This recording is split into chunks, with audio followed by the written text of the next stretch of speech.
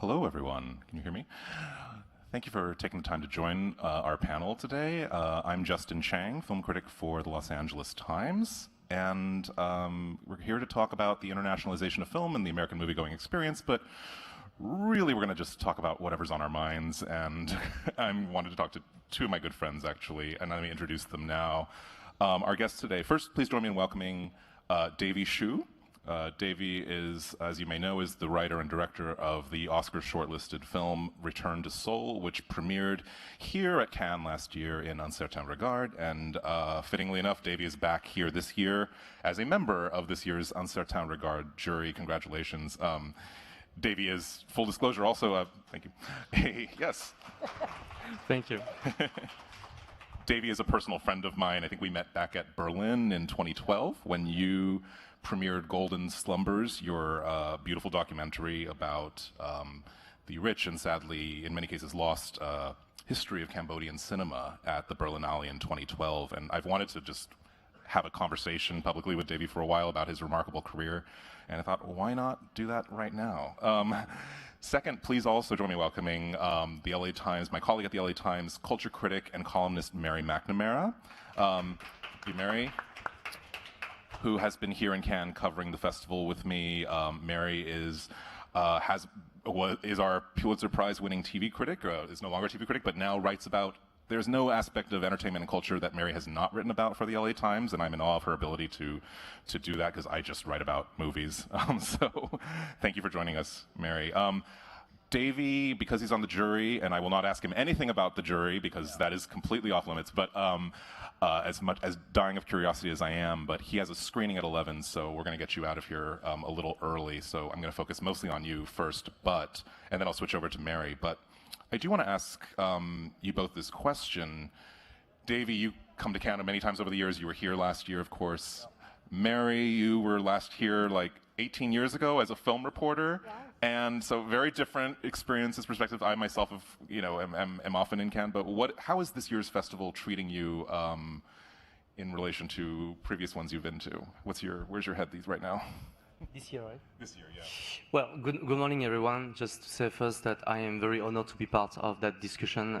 Very special, as you said, that we know each other for a while. Actually, I can share also that we have our own little habit in Cannes to kind of find a moment for a coffee at the very end of the festival and just like debrief all the films. So I'm looking forward to that this year too, although I won't be able to talk about the film in my section.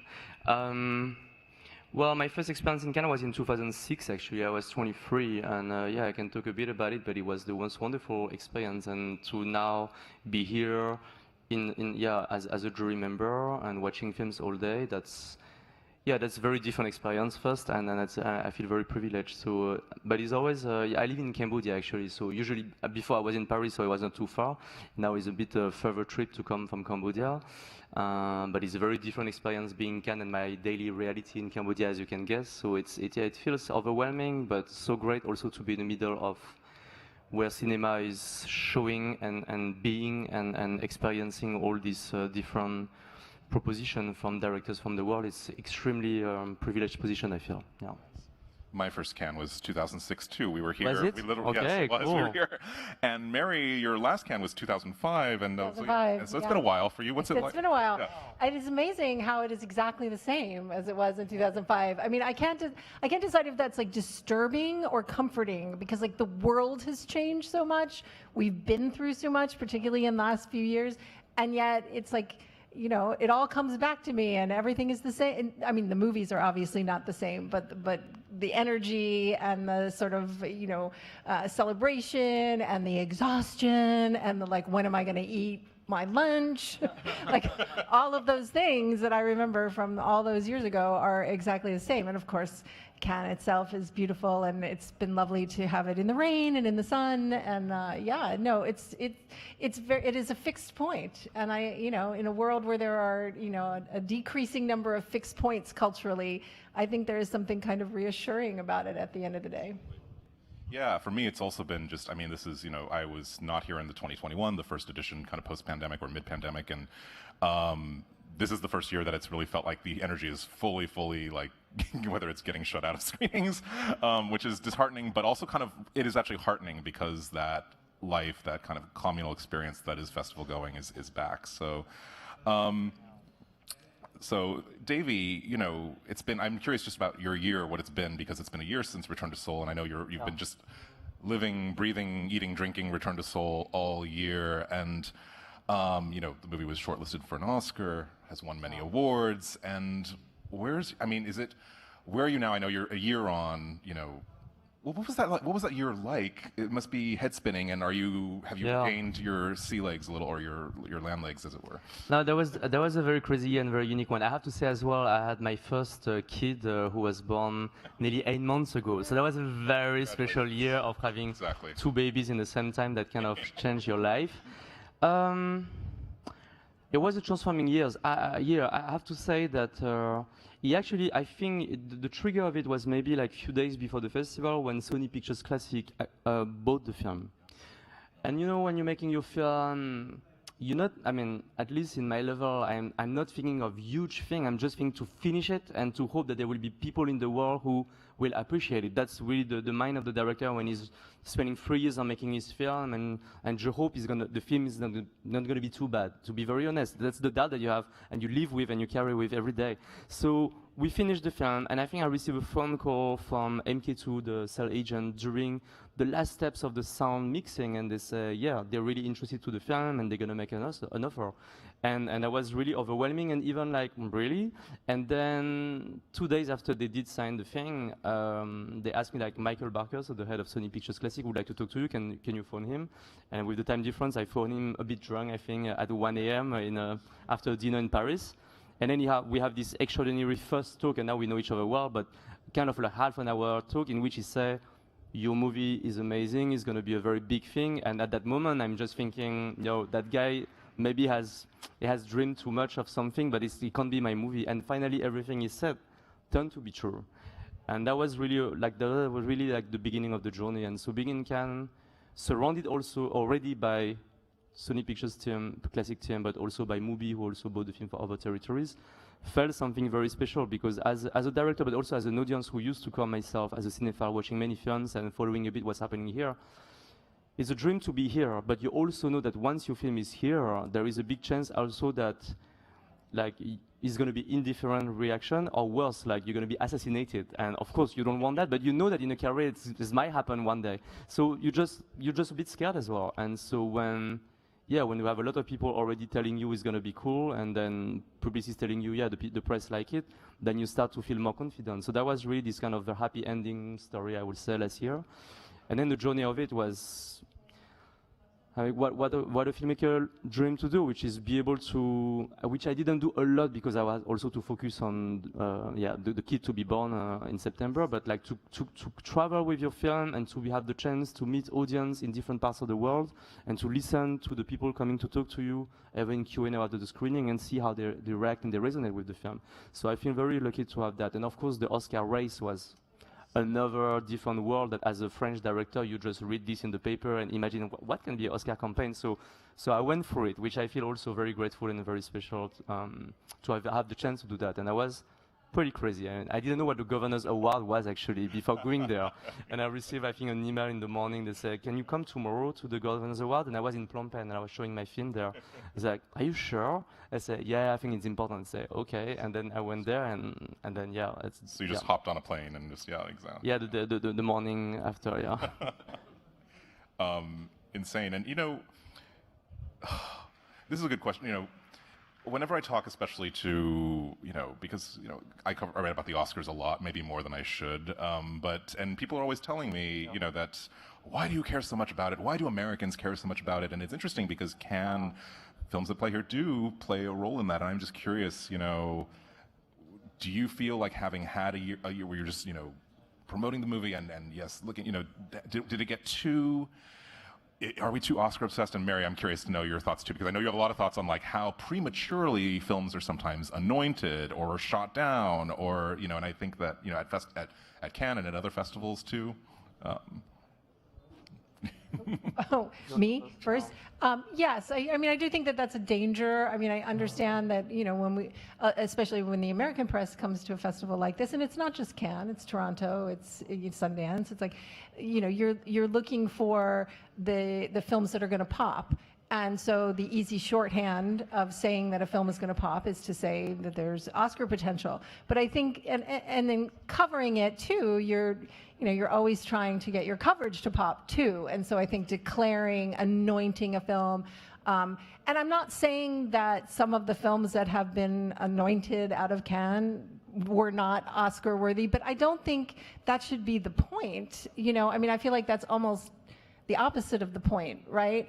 And I do think that, you know, it also can doom those films that don't get that kind of buzz in a way that's unfairly, or at least give them an unnecessary obstacle when they come to the States, because it hasn't been, you know, Variety or THR hasn't said this is like the, you know, definitely going to be an Oscar contention. So I think we in the press should be more careful. And I mean, we do it too. I'm not trying to call out Variety or THR, because we do it too, absolutely. And I have walked out of at least 2 films going, that's going to be an Oscar nominee. I mean, it's like, it's just sort of the way we do things. But I do think we have to be careful and not turn the perception of a festival, especially something like this, into like an Oscar mill. That's not what it is. It's supposed to be a celebration of film, of all sorts of films, Oscar-nominated films. You know, there is a very limited, too limited, in my opinion, idea of what should, you know, warrant an Oscar nomination. And I think that this is the kind of place where you're supposed to like sort of dispense with that, if anything. Yeah, I'll just add that, of course, it was all very new for me, so I could have been in touch doing that campaign and feel the kind of obsession for sure of people on that. But because I never expected anything on that film, I mean, not that thing, so I was just enjoying it. I can just see from the point of view of having been lucky that the film was really well received and well pushed, I can see what the result and the outcome was from it, which is a real buzz in the US that helped after, I think for sure, the distribution in other countries. So I just came back from releasing the film, because it really took 1 year, right? Because the American release was in February, I guess, and then the French one was in January. But after that, there was different countries. But I just came back from Korea, where the film was shot, Return to Seoul, last month to release the film, and then to UK in London, in UK 2 weeks ago. And the numbers are very good, and the crowd is really responding very strongly. But for sure, this is the result of all that things. So again, I was very grateful to be part of it. Can you tell us a little bit, and I imagine many of you have seen Return to Seoul, but if you didn't, it's about a Korean-born, French-adopted young woman who is returning to Seoul for the first time and ends up meeting her seeking out her birth parents. And so I'm just curious, I'm sure the reception in every different country has been, but what was the reaction in Korea especially like to the film? Yeah, first I was apprehensive of that reaction, of course, because I'm not Korean, so I shot in a country which is not mine, so I have a lot of work to try to work into a level of authenticity and surrounding myself by Korean head of department and asking endlessly questions, including to the actress, Park Jimin, but others, about how do we do things, how people should sit around the table, what kind of food will they eat on the first time that they're meeting her. So all this kind of detail, I was obsessed with this kind of detail. But of course, you never know if at the end, Korean audience watch it and say, wow, that's so fake. So I was a bit apprehensive of that. I knew already from showing the film to Korean journalists here last year, but also in Busan Film Festival in October, that I received good things. But of course, after it's a real audience, so that's. And no, it went so well. I don't do a lot of like meeting with audience, so it's more like Korean journalists talking to me. But mostly they were saying that they were always asking questions. How come you're not Korean and you could talk about it so precisely? So that was, it was a good compliment to receive. That's a huge compliment. But the second thing I think is a very known topic in South Korea, the topic of international adoption and Korean babies sent overseas. And it's also a topic that, I don't want to say bother them, but kind of, I know that they feel that they have heard too much of that story. So I was also apprehensive in the fact that they would say, oh, another adoption story, which out of Korea, is not familiar to us. Yes. But actually, they were telling that it was a different type of story, really from the perspective of the adoptee, with something that we don't see usually. And I was very happy to receive that, because I think that was also the purpose of the film, to bring another narrative to the usual adoptee or journey to the root story. Yeah. I'm curious too, and not to bring it back to the Oscars, but because your film was was submitted by Cambodia, and your movie was, I think, is a French, German, Belgian, Qatari, Cambodian production that is set in South Korea and was filmed in French and Korean, mostly Korean, and English, and so truly an international baby of yours. And was it personally meaningful that Cambodia was the country that submitted? Because I imagine you had options on that front. Yeah, so to explain a bit, I was born in France from Cambodian parents who moved to France when they were 16, 19 to study, and 2 years later, it was 1975, the Khmer Rouge, the communists took power in the country, and it was the beginning of the Khmer Rouge genocide, which have the biggest majority of our family in Cambodia lost, so my parents being young and orphans, because they lost their parents during the genocide, had no other choice than to decide, okay, that's now France is our country, and our kids gonna grow up and be French. So I grew up in that context, and I went back to Cambodia when I was 25, which is the same age than my character Freddie when she's going back to Seoul in the beginning of the film. So it's a very personal, hiddenly personal film as well. And then since 2009, I've been between France and Cambodia, and now I live in Cambodia. So of course, and I've been producing also Cambodian directors who premiered in Venice 2 years ago. So like to be involved into the re-emergence of new Cambodian cinema after the genocide. So of course, to have the film selected as the Cambodian entry to the Oscar, it's very symbolic, and especially the resonance it had for people in Cambodia that suddenly Cambodian flag could be part of that kind of thing. After, of course, the film was not shot in Cambodia. So what I hope is that it just opened the door for more films to be shortlisted and maybe one day nominated. And I hope for a filmmaker born in Cambodia making a Cambodian story. That's still to be made, right? But that was a cool first step. Yeah. Yes. And you were here in Cannes too with your first narrative feature, Diamond Island, which is set and shot in Cambodia, and that played in the Semaine de la Critique and Critics Week here in 2016, I think. Yeah. So, can you just talk a little bit about what that was like coming here to Cannes for the first time as a filmmaker with a film in Critics Week, and then coming back in Uncertain Regard? I mean, just your trajectory has been remarkable here, and I'm just what has that been as someone who had known the festival already and come just as a fan and filmgoer first? Yeah. For me, it's a special thing. Also, I had a short film actually 2 years before at Directors Fortnight, Cambodia 2019, in 2014. But the truth, I go back to the first thing I was saying is that I always remember, and even coming here this year in a jury position, I remember my very first experience in Cannes was 2006, 7, and 8, 3 years in a row. I was 23, 24, 25-year-old, cinephile badge, which means Cannes is always a question of hierarchy, where you're always like under someone, but cinephile badge is like the hardest one that you need to struggle and wait 1 hour to get to watch a film. But it was really at the time watching 3, 4 to 5 films a day, only with other cinephiles that actually I had met on a film website, and some of them became my closest friend, like Jackie Goldberg, who's a director and film critic based in LA. And so we went there, and we had this experience of being 23 people into a 2-room apartment that we will rent, and then just watch films, and then eat camembert and red wine at night until 2 a.m. discussing about films. And I miss that time because it was really a naive moment of you don't even care for parties because anyway you will never find an invitation, and it's just about watching films. And that was the year, so it was the same year than you, right? So it was a year of Southland Tales by Richard Kelly that I don't know if you guys watched it, but it was very high expectation, and then the film was assassinated by the press. I don't know if you were part of that at that time. No. But I think it was a masterpiece. It was a masterpiece, and that cut of what we saw in Cannes that year in 2006 was never seen again, and it became cult because people were, I want to have the Cannes cut, and that was a wonderful experience. And so being 23 and have that experience. It was my first time watching Pedro Costa. It was a colossal youth. It was at the end of the festival, 2 hours and a half film. So with Jackie, my best friend, he was telling me, hey, Davey, we never watched Pedro Costa film, but I heard he's very, very, very important director, but now it's very slow cinema and it's the end of the festival, so we need to help each other. So we were really sitting like front row actually in the theater Lumière, and he said, we're gonna help each other. If someone sleep, you just need to like wake up the other, right? Okay, deal. So the film starts, After 10 minutes, and it's really solo cinema actually, it's a masterpiece, but I couldn't realize at the time, like after 10 minutes we start to sleep, so we punch, and we just like punch very strongly. And after half an hour we just gave up and just sleep the whole film.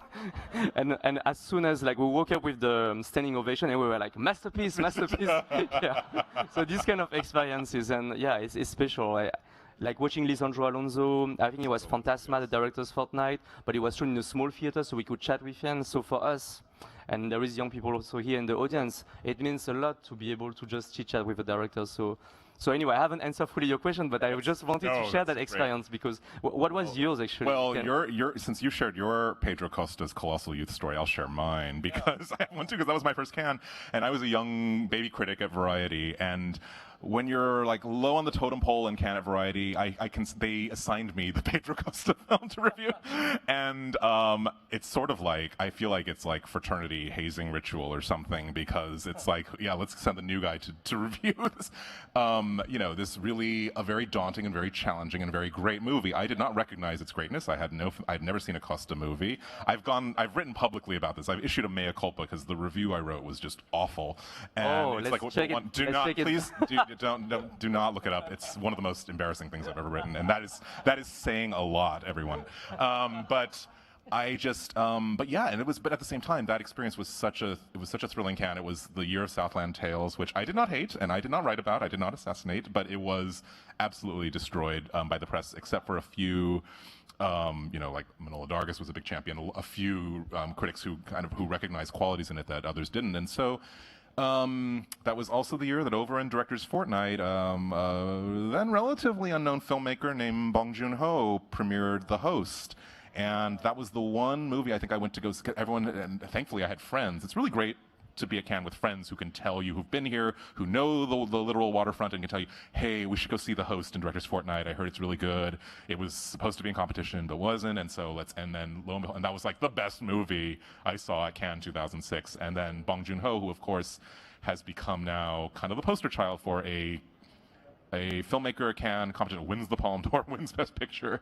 And I love that when he was doing all that, he reminded Hollywood that, the Oscars are very local, and which is kind of putting these things in perspective. And I think, the awards, they're important, but Cannes is about world cinema and celebrating that. And so that's my very long answer to that. But that's very cool. That's very cool.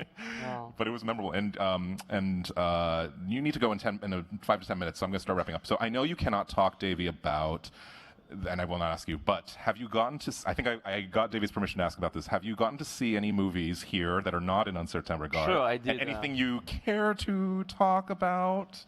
Actually, there is two that I was so happy I could watch, and I was so happy that I didn't have time conflict with my jury schedule. I watched the short film by Almodovar. Oh, yes. Sorry, I know you didn't. But no, I did. I managed to get it. Oh, finally you did, right? Yes. Sorry. I got it. No, I managed it. No, that was amazing. That was just amazing. His own take on Brokeback Mountain in a pure style of Almodovar, but in a setting that is not the usual one. Of course, you had when Pedro Pascal enters and there's this amazing interconnection with Ethan Hawke character. Then you have the Last of Us famous episode coming to you. But after a while, it's just like. Yeah, what Almodovar does, which is creating images which you never seen, and suddenly they became classic instantly, and that's what I felt like. I don't want to spoil, but that the film really, and I think that's what the cinema can do in this best form, which is displacing a bit our habits and the way we look at things with the eye of an artist who look at things differently, and suddenly you open your mind and you sense to something else. And I think really Strange Way of Life, Estreña Forma de Vida by Almodovar did that. And the one that I was really praying that I would be not busy, it was obviously the Scorsese movie, which used to be and still my hero when I was young, and so watching Killers of the Flower Moon was an amazing experience. I would just share, the film is absolutely amazing. I think it's crazy that it requires a 80-plus-year-old director to be the first one to tell that story that was so necessary and needed in his own way, without the Hollywoodian glamour that usually comes with that because you need to make people move. No, it's the dryness of Scorsese narration with violence is violence, and really showing things and not having any white savior character that will suddenly bring us to feel, because you need to pitch to financier and say that it needs to be that to be able the audience to react. No, you have like the bad guys in the middle, as in the Wolf of Wall Street, as he used to do, and then up to the audience to kind of make their own morality journey through it, right? So I was absolutely amazed by that. But the one thing I will talk is not the film, because also it's people haven't seen it here, but I used to go a lot in competition films in the Lumière theater. So you come and there's a lot of stars there actually, and they sit, and then you spend time looking at the big screen, seeing the red carpet thing with the music and the comments, and usually people chat because it's a relaxed moment. But at that screening, I don't know if you were in the same. No. Like suddenly, Scorsese, De Niro, Lily Gladstone, DiCaprio show up on the carpet, and then they turn down the music and the comments, so it's become very silent from the screen. Then you really literally have 2,000 people seated that normally make a big noise, but everybody was just slowing down the volume. And for honestly 20 minutes, it was really people not speaking and not daring to speak, but the film hasn't started, the show hasn't started, and they just look at the image as if, and it was very big stars in the room from many countries, as if suddenly everybody was conscious that we experiencing a very, I think, historical moment for movies history, that reunion, Scorsese coming back with De Niro and DiCaprio, and everybody was just enjoying his time, even though they were big stars, they were enjoying that moment. And for me, it was so moving to see that, so special. It's almost like even the stars are starstruck at that point. Yes, yeah. I mean, it's funny. Mary and I we were at the Indiana Jones. Actually, no, we'd seen it, but we were actually at the Indiana Jones and the Dial of Destiny premiere, and there was a similar moment where just the silence kind of hushed up as Harrison Ford showed up on the red carpet and came in. And we're like, and it's funny how this is what I love about Canada. There are these moments, and you know, whether the movies are good or bad, you know, that is something we live to argue about. But there's that hush that descends in these, you know, and there's a gravity to just the movie-going experience even. And but yes, that's really moment that happened in Cannes actually. That's maybe one time in a festival, but there is this time, and and it's cool to be part of it. Yeah. We have we've been. Do you have how much do you have to take off? It's like 10:35. What do you think? I have 5 minutes. I was going to ask, because Mary and I have been arguing about Killers of the Flower Moon all week long. Cool. We can talk about it. Yeah. And no, are we really going to do that? No, we don't have to. We don't have to. It's fine. No, and seeing the good. It's interesting. I think the critical reaction to this movie is really interesting, given it's Cannes, where Scorsese won a Palme d'Or, for Taxi Driver, and won Best Director for After Hours, and so he has such history, and there's something meaningful about that, and everyone wants this movie to be great, and people think it is, and it's going to be interesting to see where it goes from here. It's going to open in theaters, and I'm just very curious about the life of the movie. I've seen it once. I'm looking forward to revisiting, but I don't know. I'm curious how the reaction will play out to it, but. Yes, I was not as overwhelmed as everybody here. I mean, I saw it in the States, and I didn't see it in the gala. And I think there's also something to be said for the venue and for those moments. And it's like I saw it without Scorsese in the room, so that's helpful. I do want to say that the press conference for Killers was like, I actually thought I would be trampled to death because so many people wanted to see him, and when he and DiCaprio walked in, it was like there was a standing ovation, and I'm like, I don't think there should be a standing ovation at a press conference. Call me old-fashioned, but everybody was so thrilled to see him, and it was, it is amazing. It is amazing to see the three of them and De Niro. It's like. It is kind of, they're right there. It's kind of astonishing, but you don't like the spectacle of journalists asking for autographs from the people well, no, they didn't do that. They didn't do that. Not this time. They did all take. It was like everybody had the pictures out, and that was fun. No, they they did say don't rush the stage. Don't rush the stage. Yeah. Please don't. I will say though, when DiCaprio left, he stood in the elevator. There's an elevator, and he was totally posing, like with his shades, and he was just like he was totally into the moment, and everybody was screaming, and I'm going, okay, I need to go to the bathroom, so get out of my way. Sorry. So what? Oh yeah, that's true. Yeah, no. Actually, I think, Davey, I want to let you go pretty soon. So, sure. Since you've taken up too much of your time, I want to respect your time, and you have a screen to get to. That was a real pleasure to be with you, Mary, and wonderful. Justin. Thank you for joining us. Very much. Yeah, that was very fun. Have a wonderful rest of the festival, and I'm looking forward to talking to you. Good festival. Yes, for sure.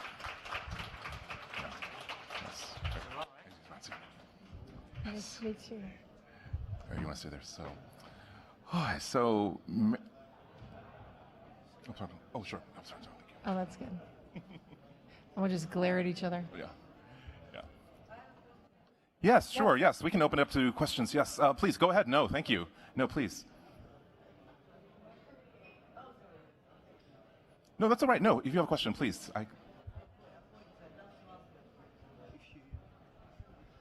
Hi, my name's Anita. Can you hear me? My name's Anita. I'm British. So in like 1981, Britain's won the Oscar for Chariots of Fire, and they said the British are coming. So my question is, I went to film school in America, but I'm English, and I came back because I didn't want to work in a studio. So addressing the panel and the talk, I'd really love to ask you, do you think the Asians are coming, is the question that I want to ask. And I mean all diversity in all sidebars of competition. With Parasite, I just taught 25 American students in UK, European cinema, and not one of them had seen a subtitle film. And they were 23 years old. Not one of them. They'd never seen a film with subtitles. So that is my point.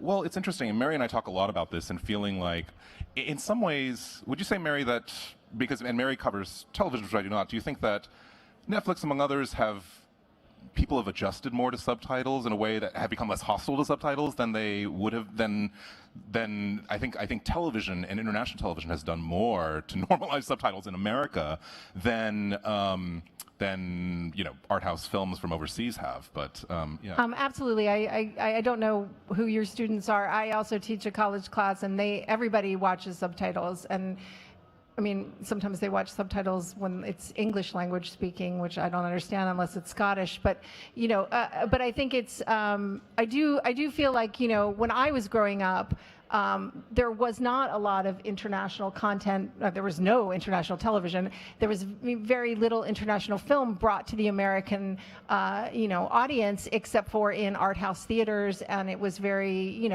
you were making a statement if you went to a subtitled film. You were like, it was seen as something like what pointy-headed liberals did, or what people who were trying to impress their first dates did. I mean, it's like very much like a Woody Allen film. Like you're going to take somebody to a subtitled. Now I feel like my older children who are in their 20s, they watch subtitles all the time, and I really do feel like it is, as much as I'd love to say it's a function of like the increasing internationalization of the film community, I think it's the television community, actually. And I think, as Netflix has many things to answer for, but one of the things that it has done is brought international content, film and television, to American audiences in a way that very much normalizes it. That, very much it's like it's not seen as something, ooh, I'm going to watch a French TV series, so I must be very smart, or like, ooh, and when you ask about, are the Asians coming? Yes, very much so. I mean, Asian television, just like Mexican television, very much, I mean, especially in Los Angeles, where we have, very large communities who were watching that in their own way, on their own, there are different television stations that broadcast that, but it's really bringing, I feel like, communities together and exposing Americans who are not like first generation or immigrants to cultures that otherwise we would never experience. And also in terms of the art form, American television, American cinema, I mean, there's a wide range, but it is very different from, Italian cinema, French cinema. There are different expectations, there are different voices, there are different, topics that are, key to addressing. And I think that, that's something that, you see at Cannes, which is the expectations that Americans have of certain films are completely upended, and that's one of the wonderful things. But yes, I do think we're seeing a huge internationalization of American content, or content that is, seen by Americans. And I'll just say one more thing, that one of the great things about it is, in the past, the tendency was to remake. We'll do an American remake of an Israeli television series or a French movie or whatever. We'll take the ideas from the international community, because that's the only way Americans will accept it. And I think that is out the window. Yeah.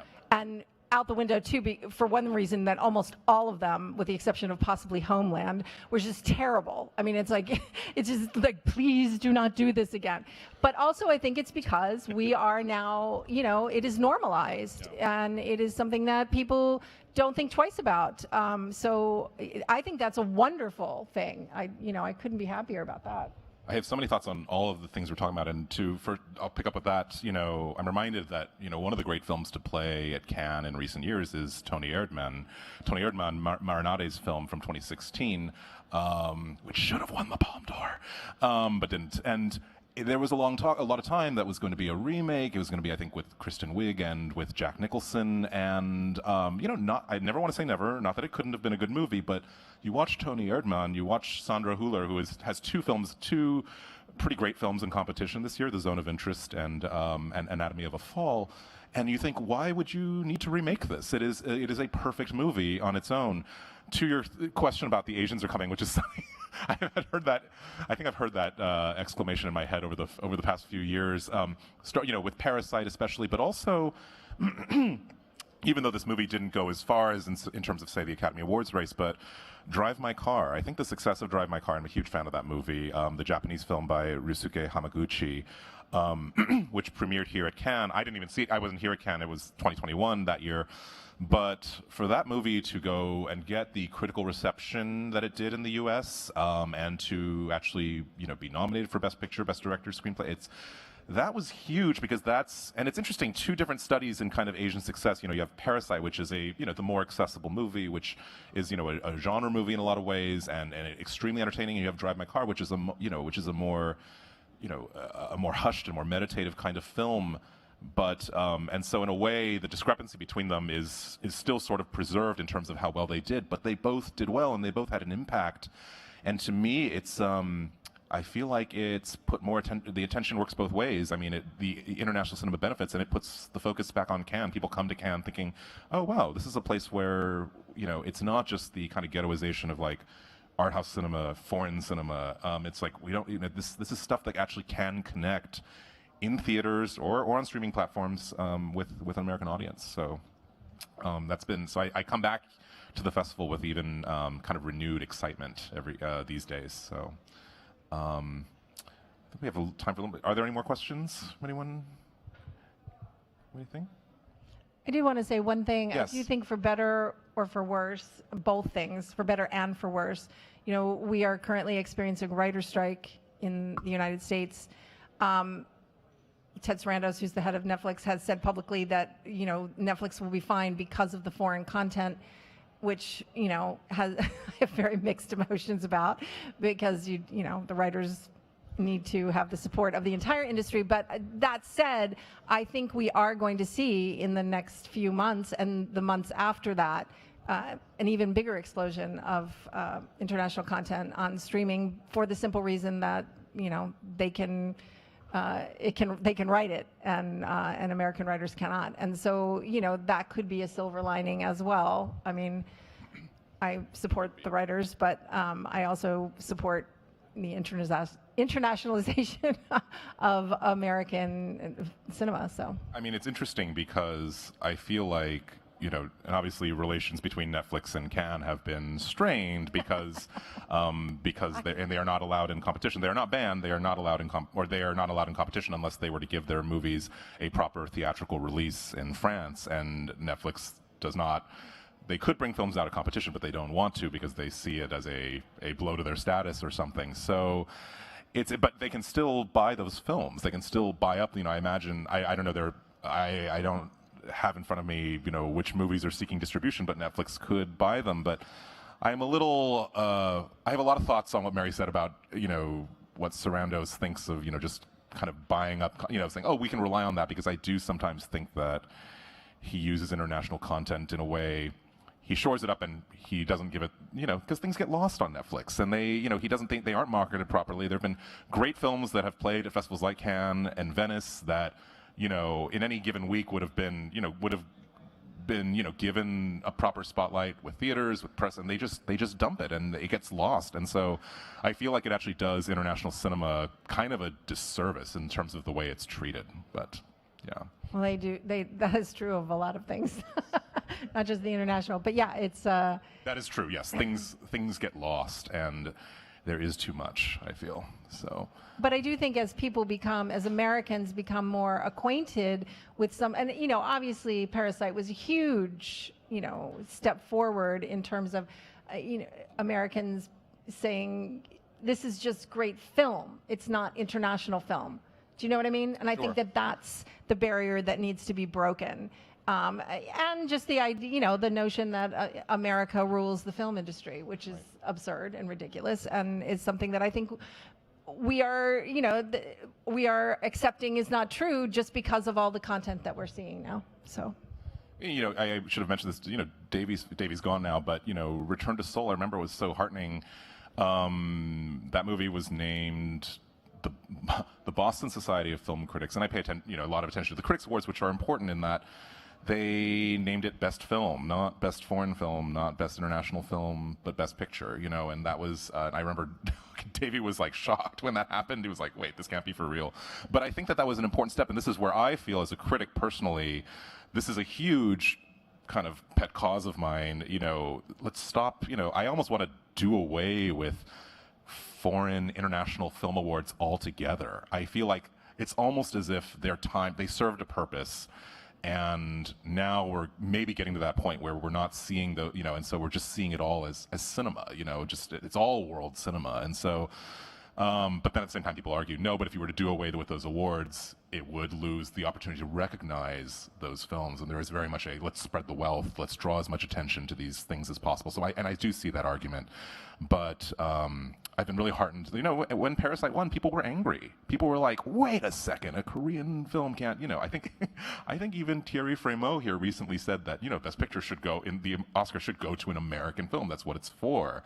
But at the same time, the Academy is becoming an ever more international organization. They want to be perceived as global, and so they have to accept that, exactly what Mary said. American cinema has never had a monopoly on greatness. That has just never been the case, and it's a lie that I think is finally gradually being chipped away at, one movie at a time. So, okay. Are there any other questions? If not, well then, thank you for joining us for our panel today, and thank you, Mary, and thank you, Davey, who's not here, but appreciate your time.